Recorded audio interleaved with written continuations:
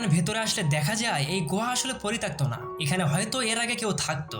এরপর আমরা জানতে পারি এই গুহার মালিক হচ্ছে সেই লোক যাকে ব্যান এর আগে মরুভূমির ভেতরে দাফন করেছিল।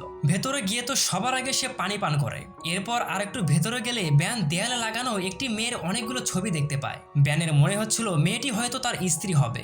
ছবিগুলোর পেছনে সে একটা ম্যাপও দেখতে পারে যেখানে লাল কালি দিয়ে একটি মার্ক করা ছিল। ঠিক তখনই বাইরে থেকে ব্যান কোনো কিছুর আওয়াজ শুনতে পায়, কেউ হয়তো তার দিকে এগিয়ে আসছে।